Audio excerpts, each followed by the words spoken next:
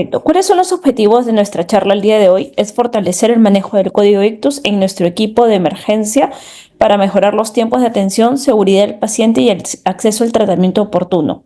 Revisar el estado actual del manejo de ACV, identificar las brechas en tiempos y procedimientos, reforzar conceptos de código ictus. Es importante saber qué es un código ictus, cuándo se activa y cuándo no, y promover. ¿Ok? ¿Dónde estamos? Somos el único centro avanzado de ictus en el Perú, ¿ok? Y eso es pues sí, es un título que nos da muchísima responsabilidad. ¿Qué hay detrás de esta certificación? Y es que nosotros debemos cumplir estándares de calidad, que tenemos los dos tratamientos de reperfusión como trombolisis y trombectomía, que existen protocolos en el manejo subagudo, no solamente termina el tratamiento del paciente en la etapa aguda, sino en el subagudo. Está Francis aquí presente, que es la jefa de licenciadas de UCI, que nos apoya tanto en el manejo del protocolo subagudo, y esto ha demostrado mejorar el pronóstico de los pacientes. ¿Qué es un código ictus? Yo lo que quiero que terminando esta charla, todos aquí presentes sepamos qué es un código ictus y cuándo se debe de activar. El código ictus simplemente es una coordinación de acciones para cuando un paciente llega con una posibilidad de un ACV y el paciente pueda ser candidato a trombolisis o trombectomía.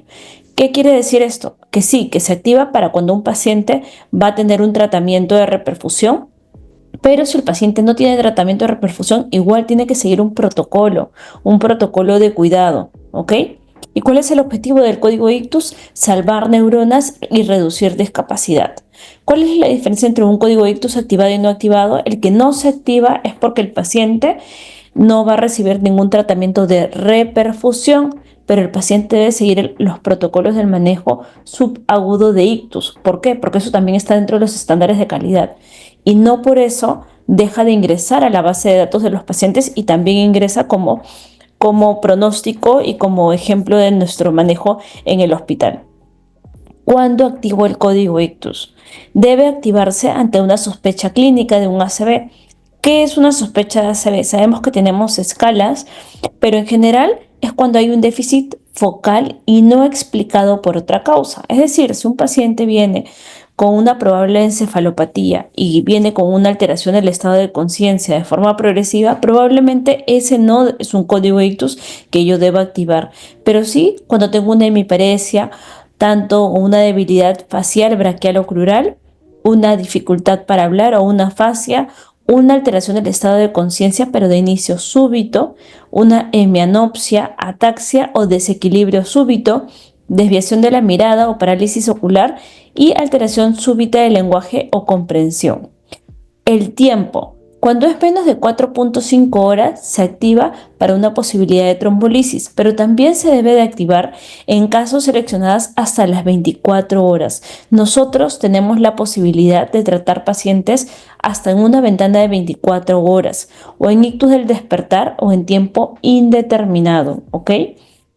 Entonces, si me dicen, el paciente despertó con la sintomatología y se fue a la cama a las 10 de la noche, se activa el código ictus.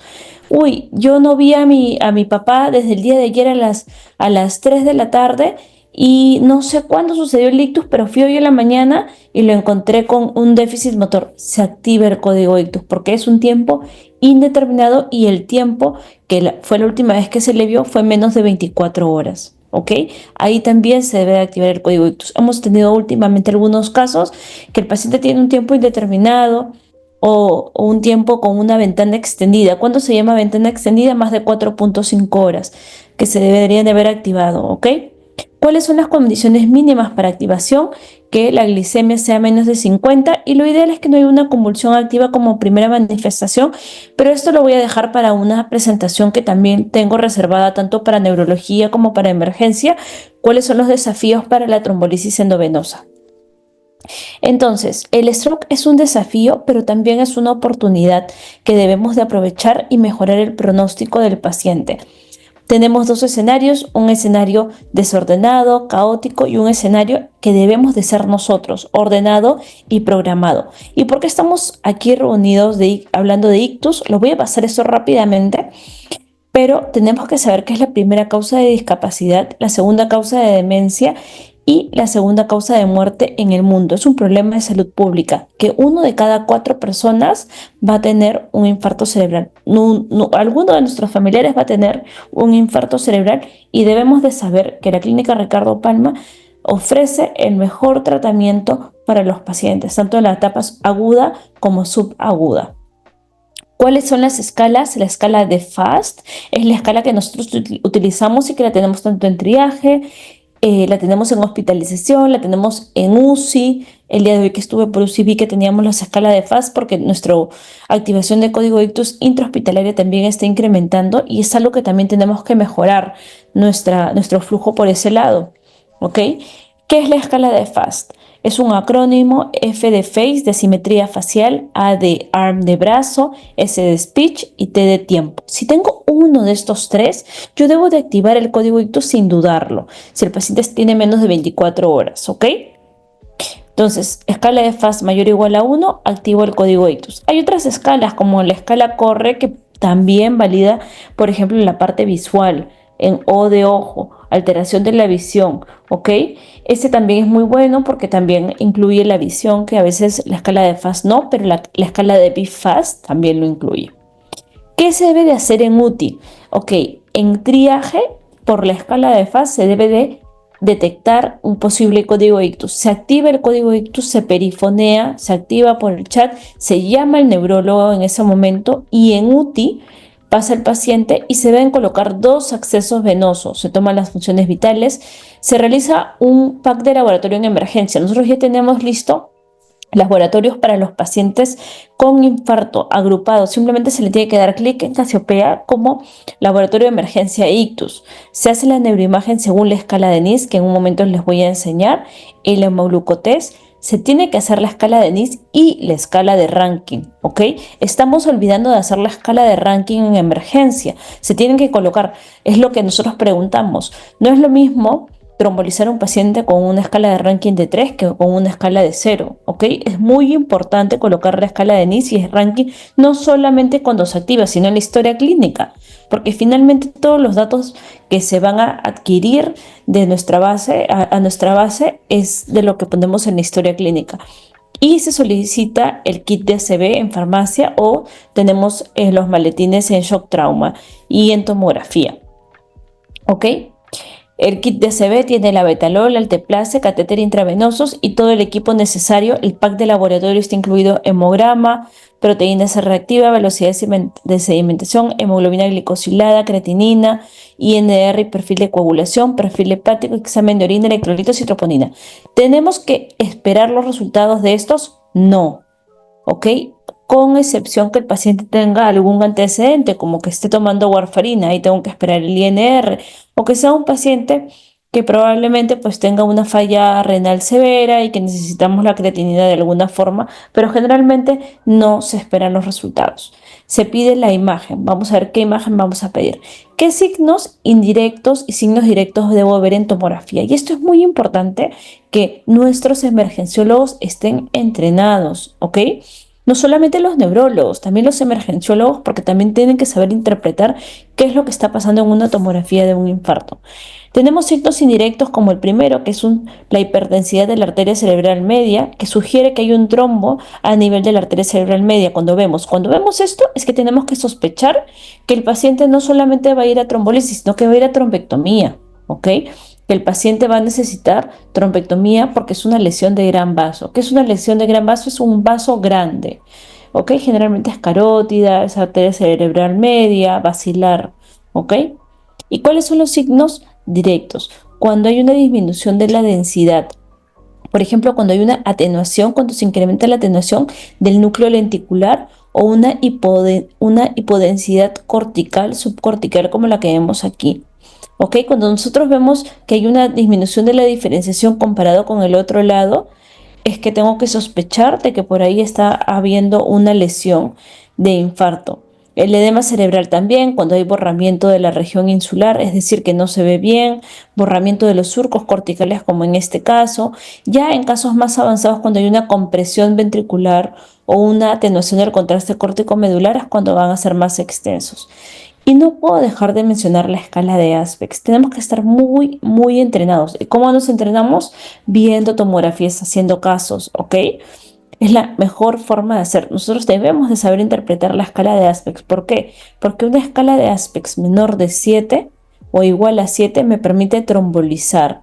Y una escala menor o igual a 6, mayor o igual a 6, me permite hacer trombectomía. ¿Ok? Por eso es que tengo que saber la escala de Aspects. ¿Qué es la escala de Aspects? Es simplemente lo que vimos aquí, que es las hipodensidades que se veían en el núcleo lenticular, en la ínsula, pero a alguien se le ocurrió en verdad de forma muy buena hacer una escala de esto y que sea estandarizado. Y la verdad es que fue muy útil.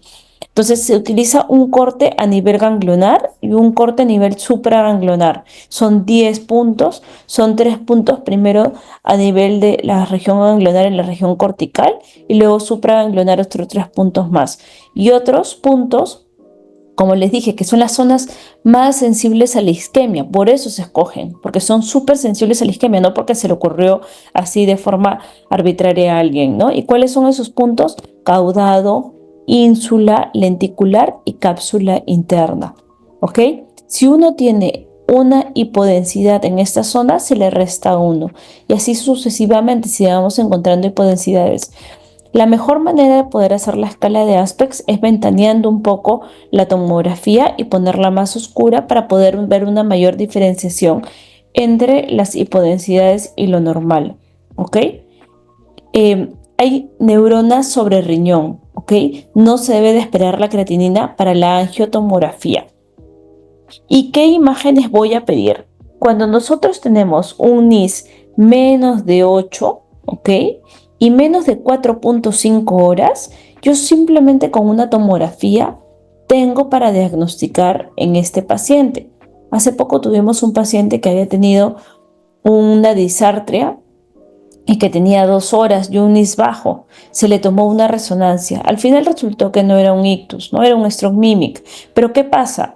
Nosotros a los stroke mimics, primero tendríamos que tener un mejor filtro para poder activar el código ictus, pero ya si se activó, el paciente se debería de tomar una tomografía simple porque con eso yo puedo tomar una decisión.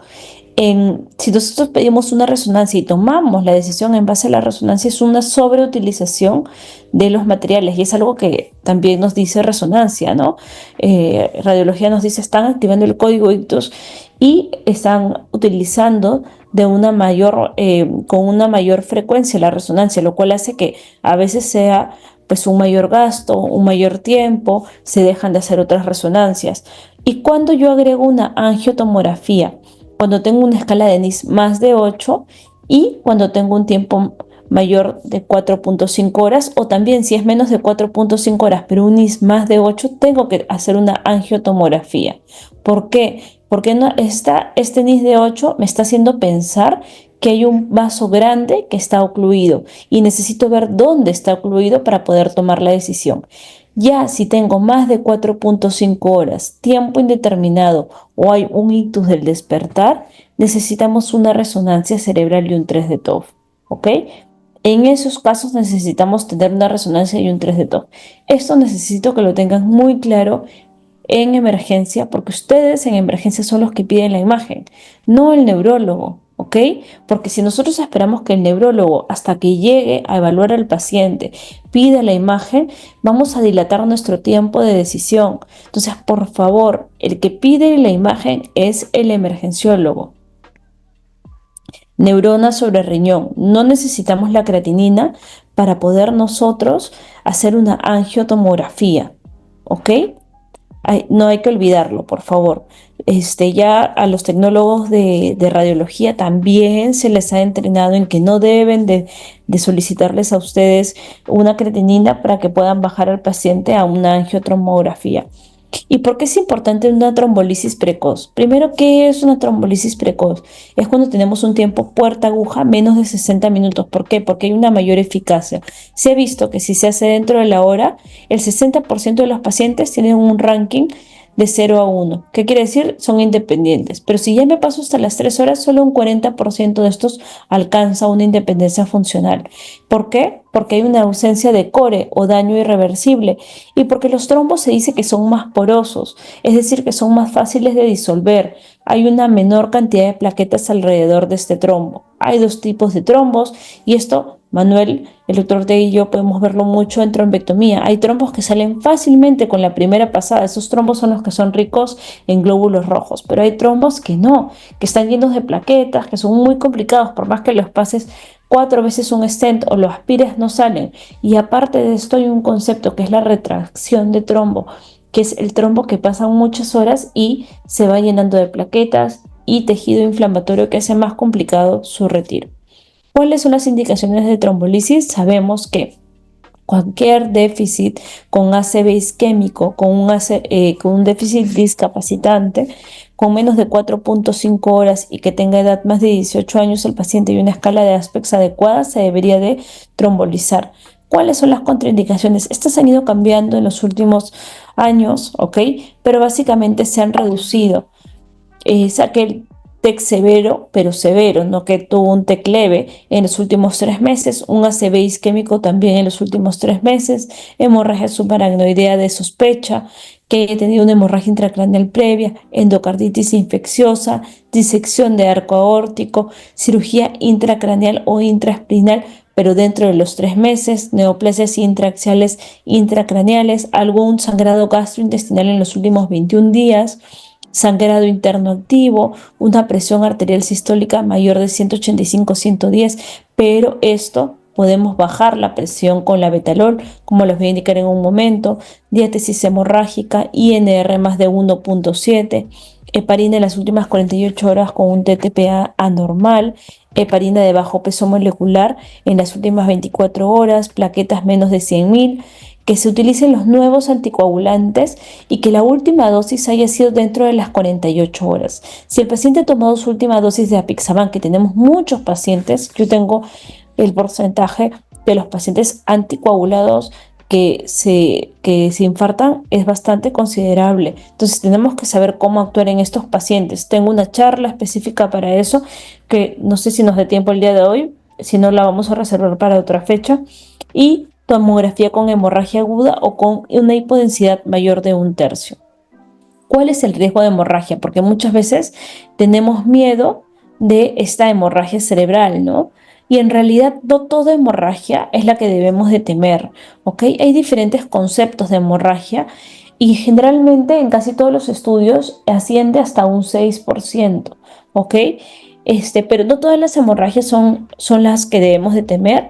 Hay hemorragias petequiales, que es un infarto hemorrágico tipo 1. Hay hemorragias confluentes, que es infarto hemorrágico tipo 2. Hematoma parenquimatoso tipo 1, cuando el hematoma es pequeño, no tiene efecto de masa y es menos del 30% del área de infartada. Y el hematoma parenquimatoso tipo 2. Este es la única hemorragia que yo debo de temerle, ¿ok? ¿Qué es un hematoma parenquimatoso tipo 2? Cuando es más del 30% del área, cuando tiene un edema, mira, incluso acá está desviando la línea media. Ese es el hematoma que yo debo de temerle. Esa es aquella hemorragia que se presenta dentro de las 36 horas después de la trombolisis o trombectomía, que tiene un deterioro neurológico. ¿Y cuánto es el deterioro neurológico que debe haber? Más de 4 puntos en la escala de Nice. Esta es la única a la que yo le debo de temer. ¿Por qué? Porque se ha visto que es la única que incrementa la mortalidad y la discapacidad. Las otras, si es que tiene una petequia o petequias confluyentes, en realidad no va a alterar mi pronóstico. No toda hemorragia es un peor pronóstico. Entonces, ahora, ¿dónde estamos como equipo? ¿Ok? ¿Cuáles son nuestros tiempos? Y aquí les quiero mostrar cómo estamos. No quiere decir que no podamos mejorar, ¿ok? Y también quiero hacer un hincapié muy importante. Esta data es el reflejo de nuestra base de datos Rescue. La base de datos Rescue es un requisito para poder certificarse. Yo puedo dar fe que, por favor, pueden dejar de rayar la pantalla, por favor, porque la verdad es que estamos presentando un gráfico y no se va a ver. No sé si podemos borrarlo, Manuel, si me ayudas. Es de mal Sí, gusto que claro. estén haciendo esto, por favor evítenlo, porque la verdad estamos presentando información muy importante.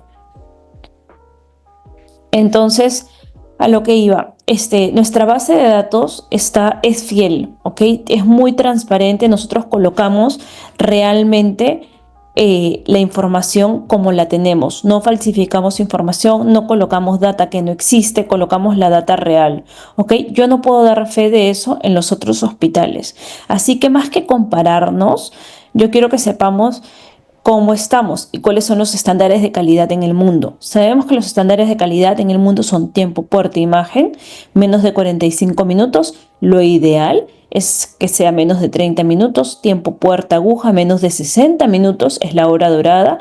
Lo ideal es que sea menos de 45, ¿ok? Y esos son los que vamos a revisar. Nuestra puerta imagen, como podemos ver, aquí está la clínica Ricardo Palma, es el rojo. Esto es de lo que va del 2025. Estamos en 57 minutos. Sí, estamos dentro de la hora dorada, ¿ok?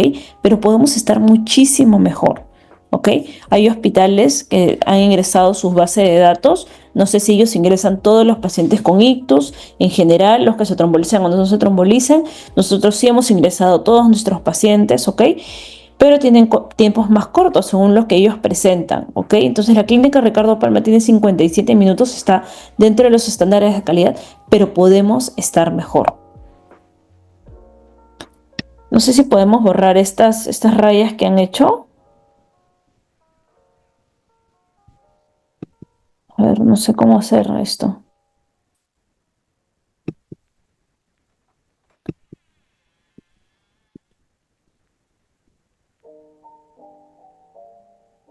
No puedo. Creo que no puedo. Voy a dejar de compartir y voy a volverlo a compartir a ver si mejora. Ok. En esta diapositiva estábamos, sí. Ok, la cantidad de pacientes trombolizados dentro de nuestra clínica. Podemos ver que nuestro hospital es la barra celeste y el país es la barra azul, ok, que es más oscura. Como podemos ver, nosotros hemos ido en ascendencia y nuestro porcentaje de pacientes trombolizados es bastante buena, ¿ok? Obviamente nuestro pool son los pacientes que llegan con ictus. Obviamente nuestro pool quizás es menor que un hospital público, pero nuestro porcentaje de trombolisis es bastante bueno. Tenemos un 34% de trombolisis en general, que es bastante bueno. ¿Ok? ¿Dónde iniciamos nuestra trombolisis? Somos el único lugar donde se inicia en radiología, ¿ok? Y en emergencia, ¿ok?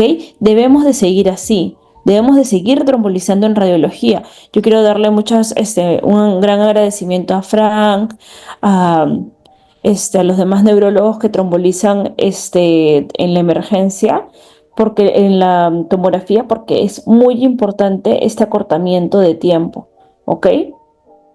Es muy importante que estos minutos que nosotros reducimos se den, ¿ok? Entonces es muy importante que lo hagamos, ¿ok? El tiempo de puerta aguja. Como vemos, nuestro tiempo puerta aguja antes estaba muy prolongado, lo hemos ido mejorando con el tiempo, ¿ok? Y actualmente estamos en 55 minutos. ¿Ok? Podríamos estar mejor, como les digo, es necesario estar mejor. Entonces, este es un punto que se lleven a casa, que tenemos que mejorar nuestro tiempo puerta imagen y puerta aguja. Entonces, aquí estamos en la clínica Ricardo Palma, es 55 minutos actualmente, con la diferencia de los otros hospitales. Y tenemos el tomógrafo abajo en el sótano, ¿ok? No es que tengamos que cruzar medio hospital para llegar a la tomografía. ¿Cuántos de nuestros pacientes llegan a trombectomía mecánica? Como pueden ver, en Perú, el único lugar donde se hace trombectomía mecánica de forma rutinaria somos nosotros. Entonces, nosotros representamos todo el porcentaje de trombectomía mecánica en el Perú, ¿ok? Y nuestro porcentaje es del 12% en el último cuartil, 11% en el primer cuartil del 2025. Como ven, pues somos el único lugar donde se hace trombectomía mecánica. Y aquí va otro punto que necesitamos mejorar, nuestro tiempo puerta trombectomía, ¿ok? Está muy, muy prolongado en 197 minutos. ¿Y cuánto debería ser? 90 minutos. ¿Ok? Esto es un trabajo que debemos de mejorar. Nos vamos a reunir con procesos de calidad de la clínica para poder mejorar el tiempo puerta trombectomía porque es desastroso. Y no solamente influye en que, bueno, el paciente entró después. El paciente está entrando 2 o 3 horas después a sala con una imagen que se tomó hace 3 horas. ¿Ok? Si nosotros teníamos un Aspect en resonancia, el Aspect se ve en FLAIR, que es mayor de 6, pero en verdad estamos entrando con una imagen de hace horas. Con el paciente probablemente ese core ya debe haber crecido. Entonces, a Manuel y yo y el doctor Ortega abrimos el vaso, celebramos de que abrimos el vaso, pero en realidad ese paciente puede sangrar, puede seguir infartado porque esa zona de core ya está establecida y todo es porque se entró después de 3 horas. ¿Ok? Nuestro tiempo, como les dije, puerta imagen. Ahorita se los vuelvo a colocar, quiero pasar esta diapositiva primero. La unidad de ictus por conglomerados. Nosotros habíamos dicho que teníamos una unidad de ictus en la UCI por conglomerados. ¿Qué quiere decir esto? Que habían 2 o 3 camas destinadas para los pacientes con ictus de forma preferencial. ¿Ok? Es decir, paciente que estaba con ictus se le iba a asignar esas camas. Si no había ictus, se podía asignar a otra patología. Pero si nosotros vemos aquí cuántos pacientes están hospitalizando en UCI, ¿ok? En nuestra institución es la mitad. Y la otra mitad se está yendo a una cama estándar, lo cual no debe suceder. ¿Por qué? Porque todo paciente con ictus debe de ir a la unidad de ictus o UCI, ¿ok? Porque el paciente debe estar monitorizado. Y nosotros si presentamos esto en los próximos meses, pues estaríamos saliendo dentro de los estándares de calidad. Acá está nuestro tiempo puerta imagen. Es 57, ¿ok? En Perú 52 y en Sudamérica 30. Entonces tenemos que mejorar mucho, mucho nuestro tiempo puerta imagen. ¿Ok? Nuestra tasa de trombolisis es bastante bien, pero nuestros tiempos son los que tienen que mejorar. Acá también nuestro tiempo puerta aguja 58 y acá, miren, nuestro tiempo puerta trombectomía. Y somos el reflejo de Perú porque somos el único centro que hace trombectomía. Estamos incluso fuera de los estándares de Sudamérica. Nuevamente, ¿qué es lo que pasa? Nosotros ahí, ustedes habrán visto, ¿no?, que algunos hospitales no tienen certificación, pero están ganando como Stroke Ready Center o ganan un estándar de oro, diamante. ¿Qué quiere decir esto? La iniciativa Angels es una iniciativa que busca mejorar la atención de ictus y da premios y considera algunos centros como Stroke Ready Centers. No es el grado de una certificación, la certificación es mucho más compleja, pero sí son hospitales que dentro del tratamiento que dan, que es por ejemplo solo trombolisis, cumplen los estándares de calidad y tienen un protocolo. Si nosotros nos ponemos a ver qué premios tenemos, qué premio podríamos ganar, cumplimos todo, que es puerta aguja menos de 60 minutos oro, puerta aguja menos de 45 minutos, el 50% de nuestros pacientes diamante, platino, para los pacientes que van a recanalización, pacientes que se les hace imagen diamante, pacientes que se les hace la prueba de disfagia, que esto es muy importante en UCI. Gracias a Francis hemos logrado que casi todos nuestros pacientes también se les haga la prueba y que coloquen la indicación por parte de neurología, ¿ok? Pacientes con TIA que se van al alta con anticoagulación oral también es un indicador de calidad, como les digo, no termina en la emergencia ni con el tratamiento agudo del paciente, pacientes que se van con antitrombóticos y pacientes que están en la unidad de cuidados intensivos. Pero ¿qué es lo que no podemos alcanzar y por lo cual no hemos recibido ningún premio? El tiempo puerta trombectomía que les mostré. Nuestro tiempo puerta trombectomía es muy prolongado y no nos está permitiendo ganar ningún premio, ¿ok? Acá igual, cumplimos todo menos tiempo puerta trombectomía. Ninguno está menos de 90 minutos ni de 120 minutos, ¿ok? Entonces, nuevamente acá está nuestro flujograma. Paciente con tiempo de enfermedad menos de 4.5 horas, INIS menos de 8, tomografía simple. 4.5 horas, INIS más de 8, TEM con angiotem. Y si es más de 4.5 horas, wake up o tiempo indeterminado, resonancia con angioresonancia. ¿Cuáles son nuestros cuellos de botella dentro de este proceso?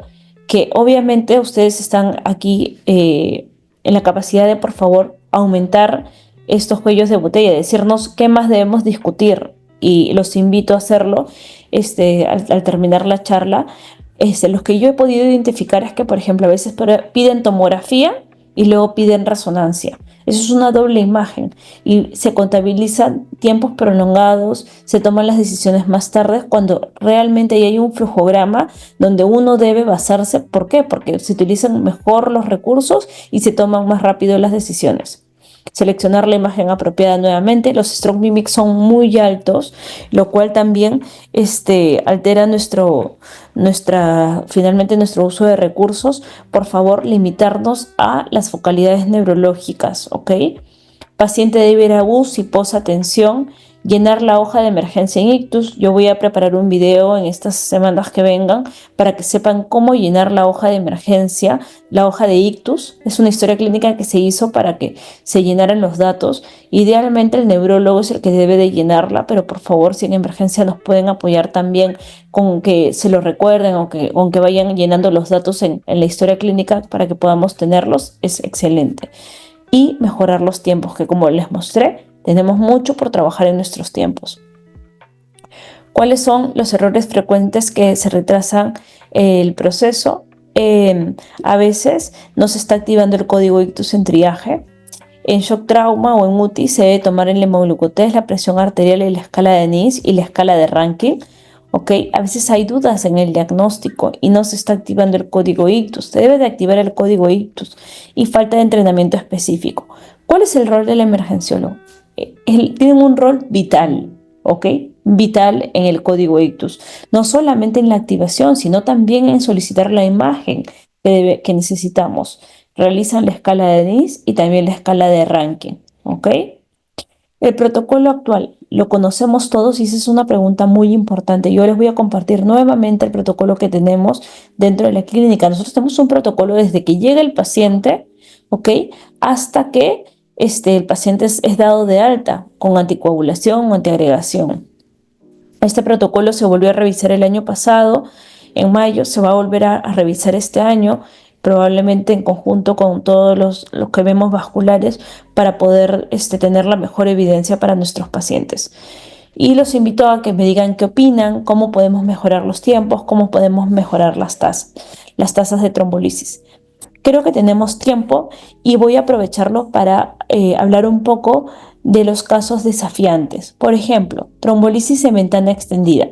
Nosotros tenemos, esto es lo que sucede en nuestro cerebro principalmente, tenemos un área de core, que es el área oscura, y el área de penumbra. A medida que va pasando el tiempo, esta área de core va creciendo hasta que ya no queda área de penumbra, ¿ok?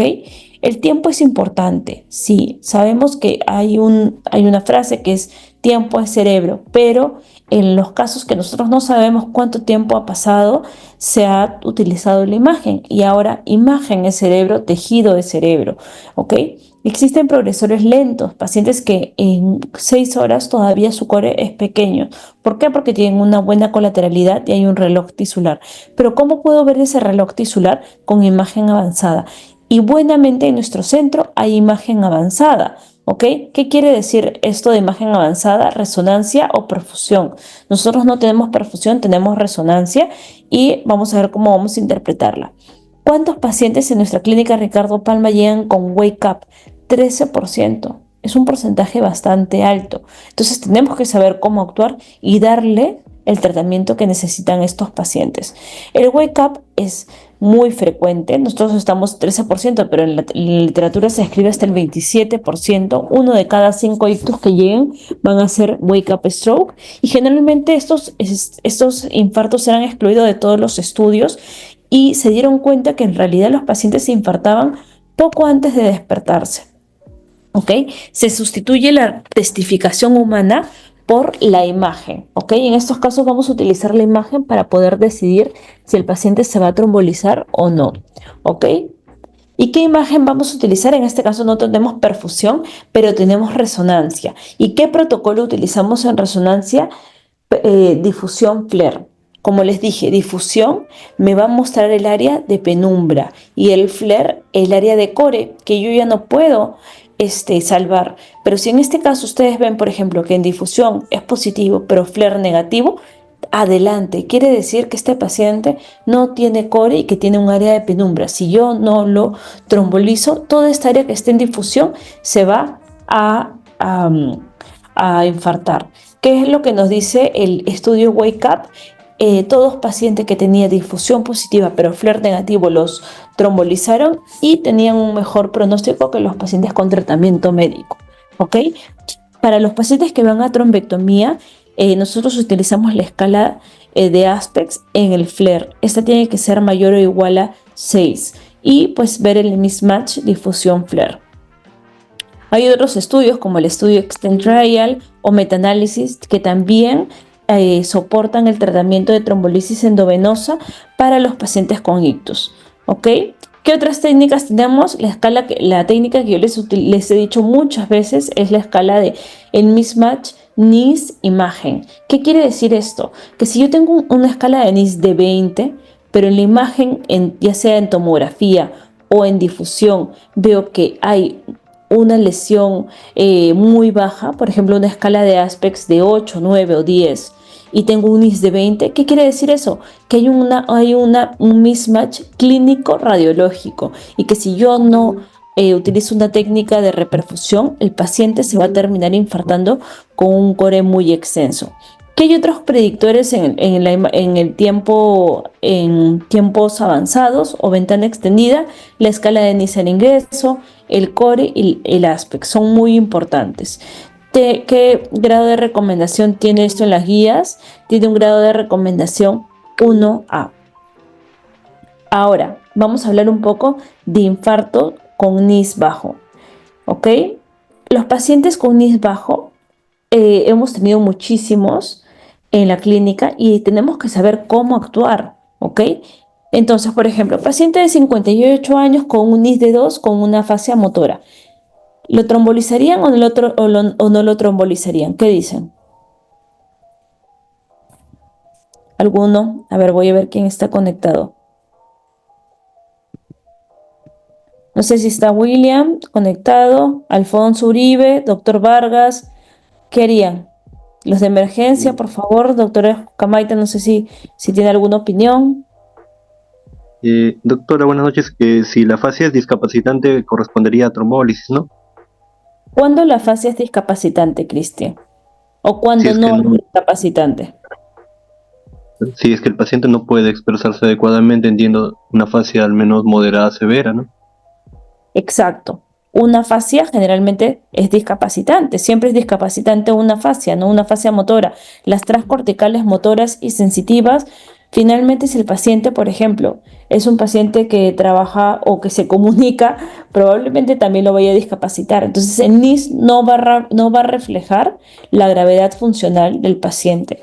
Entonces muchas veces tenemos un infarto de arteria cerebral anterior que nos puede dar un déficit motor del miembro inferior, no del superior, no de otra parte del cuerpo, ¿ok?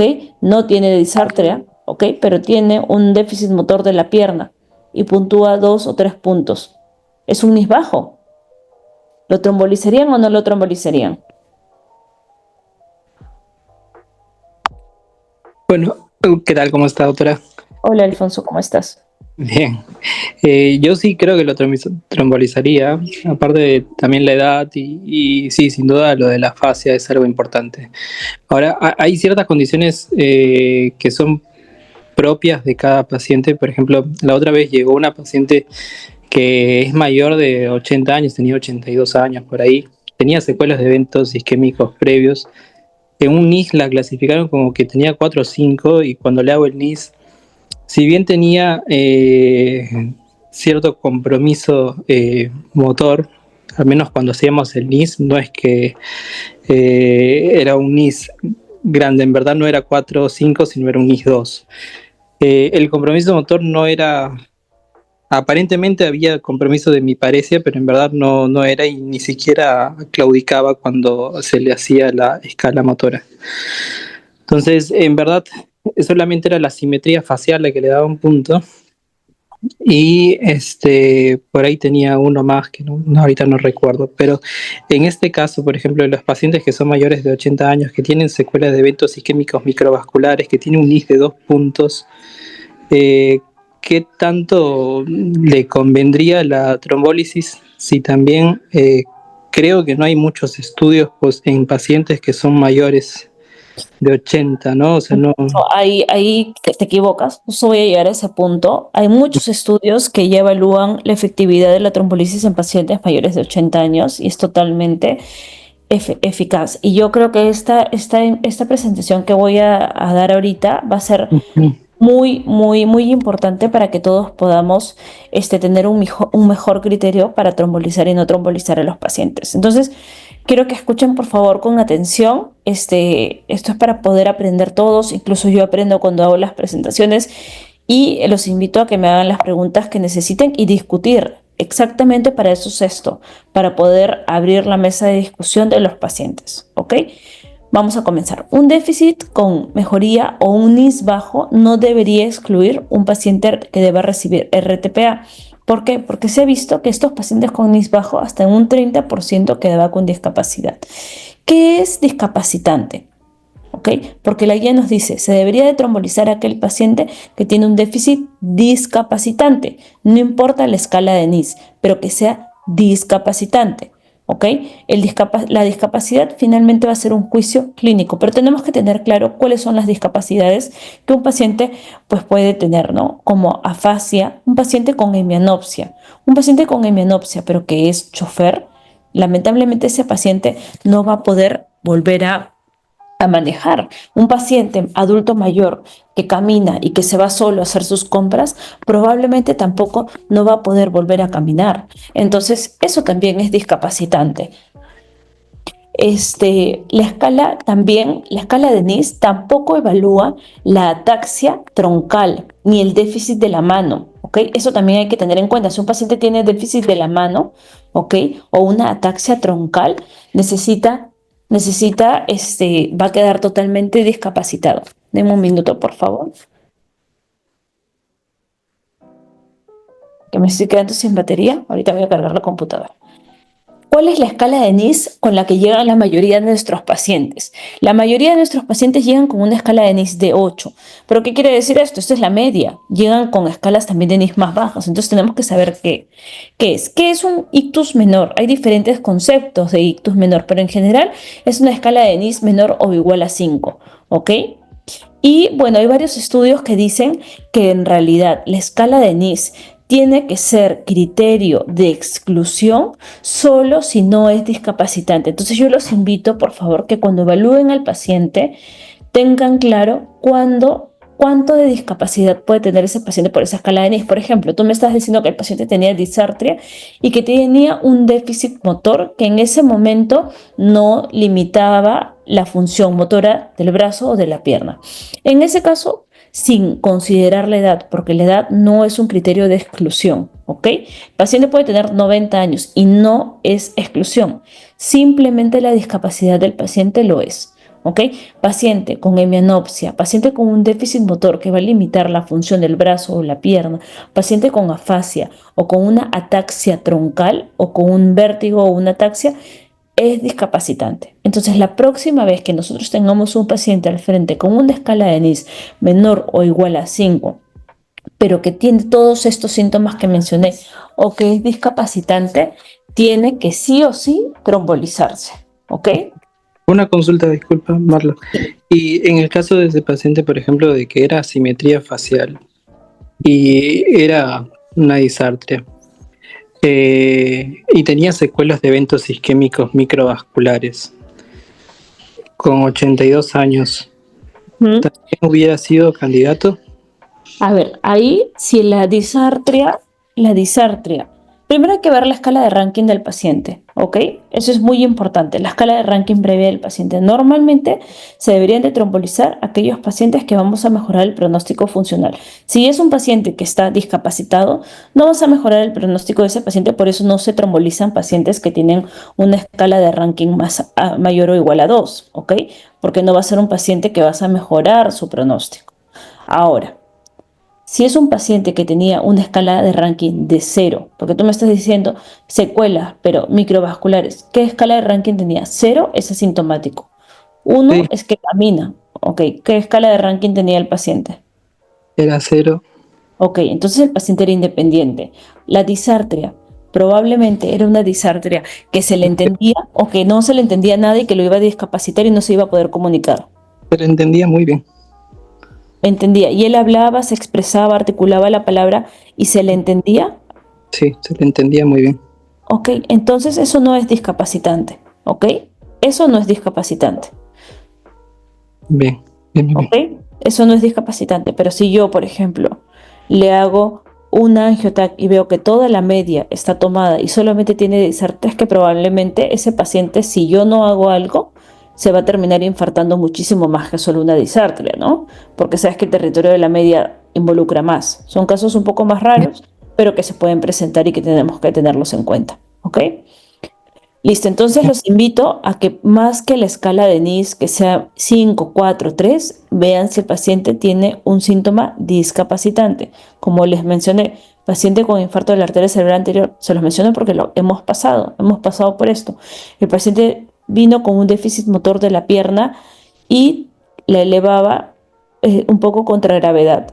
El paciente no se le trombolizó ni nada y el paciente finalmente no camina, viene en silla de ruedas a la consulta, ¿ok? Entonces esto es, ahí sí es discapacitante.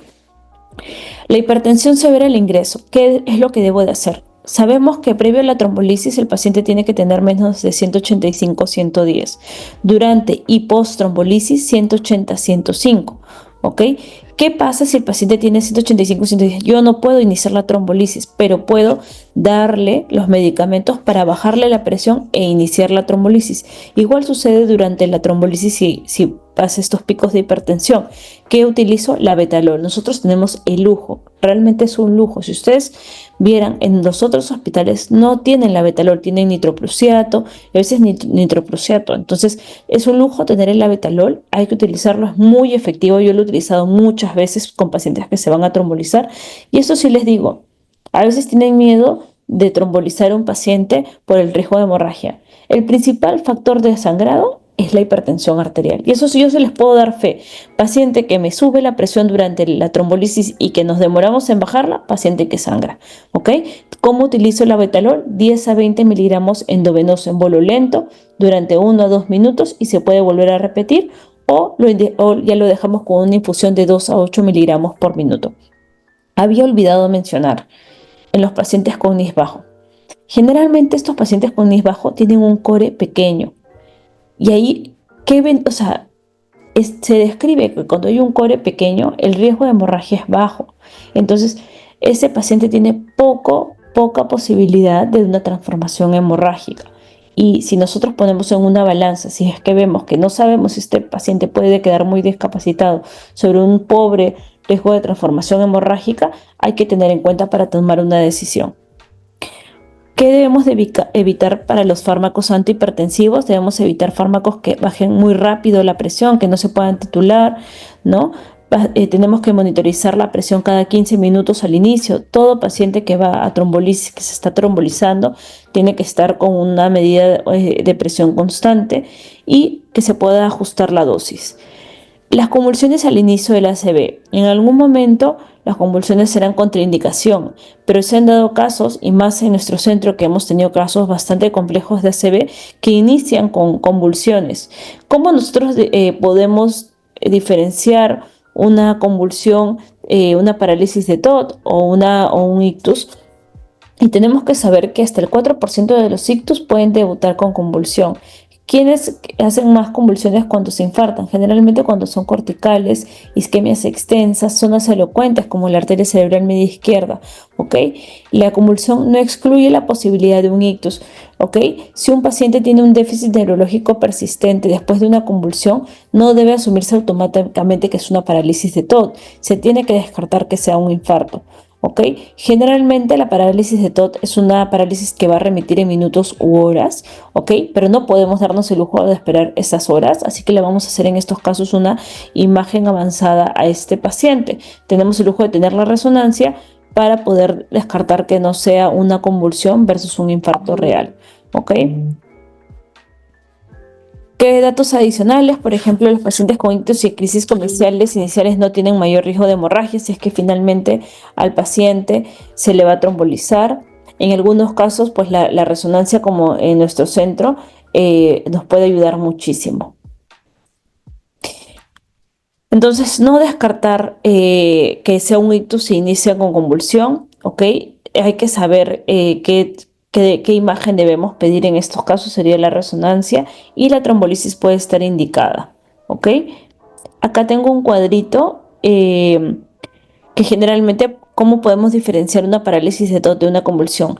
Generalmente, la parálisis de TOT puede durar hasta 48 horas, pero generalmente dura 15 minutos, se resuelve en menos de 24 horas. Va a afectar típicamente funciones motoras, también puede producir alteración del lenguaje o de la visión, y ocurre después de una crisis focal y el déficit no progresa. ¿Ok? Esto es muy importante para diferenciarlo de un ictus. El ictus sí a veces progresa, pero la convulsión no. ¿Ok? Acá tenemos este cuadrito que les mencionaba de diferencia entre parálisis de TOT e ictus isquémico, y podemos concluir que si el déficit persiste más de 1 a 2 horas y hay factores de riesgo vasculares, nos inclinaríamos más hacia un ictus isquémico. ¿Qué pasa con las pacientes con anticoagulación oral? Y acá tenemos que saber qué tipo de anticoagulación oral toma el paciente, si toma warfarina o los nuevos anticoagulantes. Si toma warfarina, tenemos que esperar el INR. Si el paciente tiene un INR menos de 1.7, se puede trombolizar sin problema. Sin problema. La falla sería que no se trombolice. Si es más de 1.7, el paciente no se puede trombolizar y tendremos que ver si es candidato a trombectomía. ¿Ok? Con los nuevos anticoagulantes, la última dosis debe de haber sido menos de 48 horas para que se pueda trombolizar el paciente.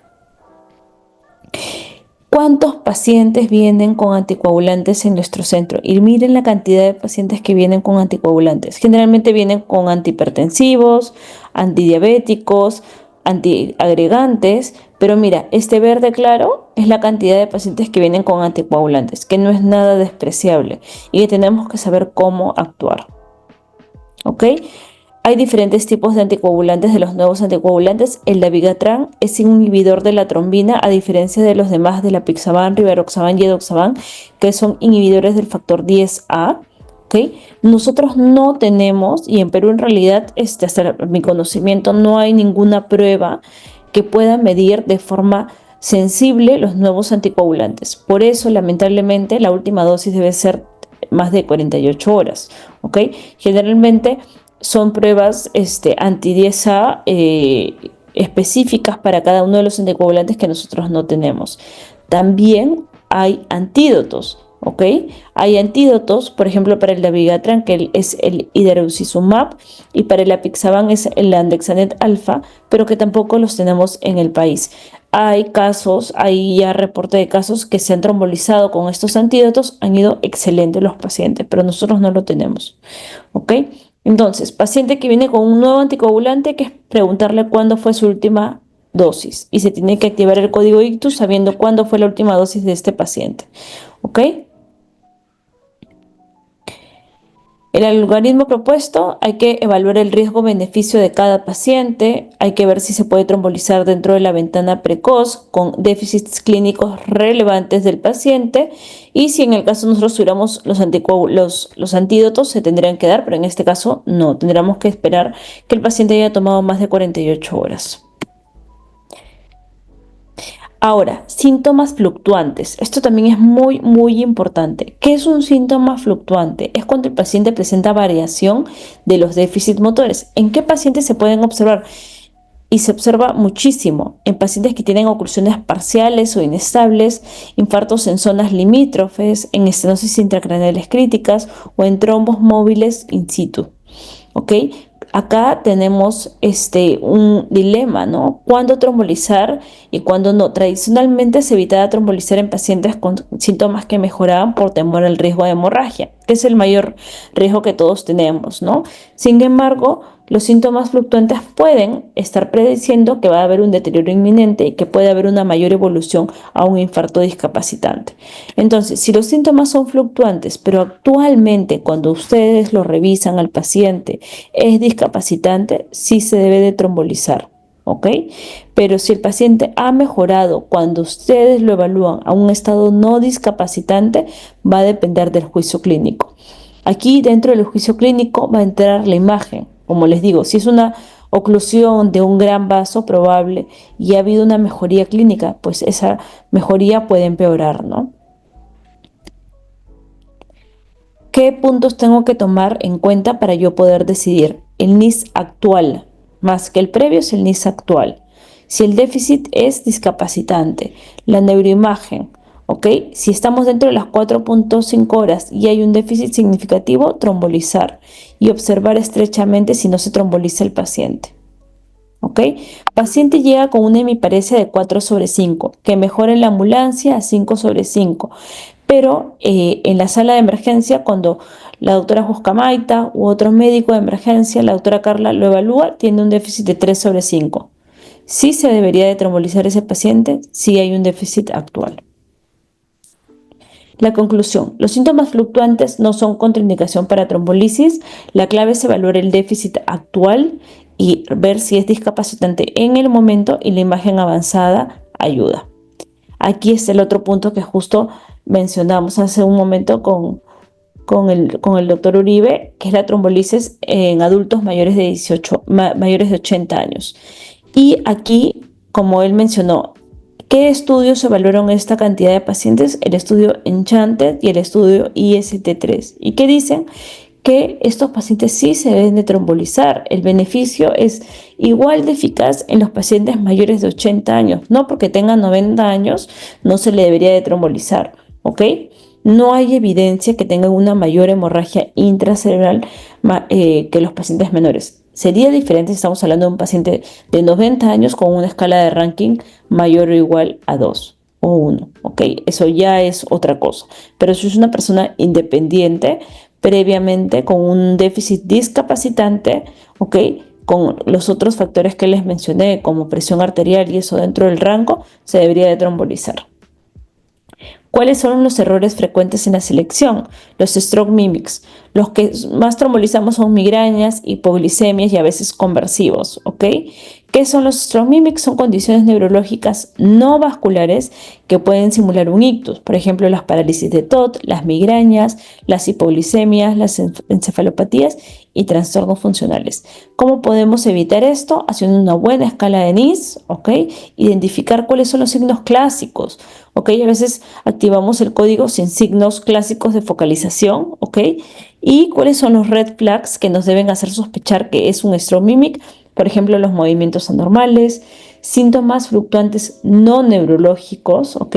Conductas bizarras y alguna historia psiquiátrica conocida. Siempre pedir el hemoglucotest, una neuroimagen precoz es esencial, tener protocolos, ¿ok?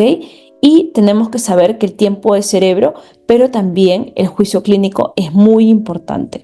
¿Qué dicen los datos? Que los mimics representan hasta el 15% de los pacientes trombolizados, ¿ok? El riesgo de hemorragia en estos pacientes es muy, muy bajo.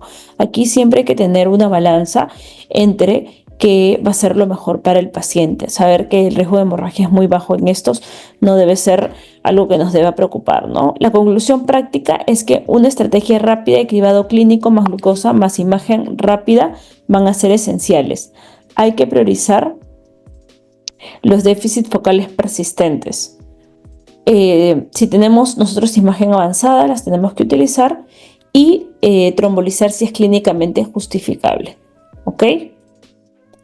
¿Qué mensaje nos debemos llevar? Que el juicio clínico sigue siendo clave. Es mejor trombolizar a tiempo, con datos razonables siempre, que perder la ventana. Y un buen protocolo de evaluación mejora la seguridad y la confianza del equipo. Gracias.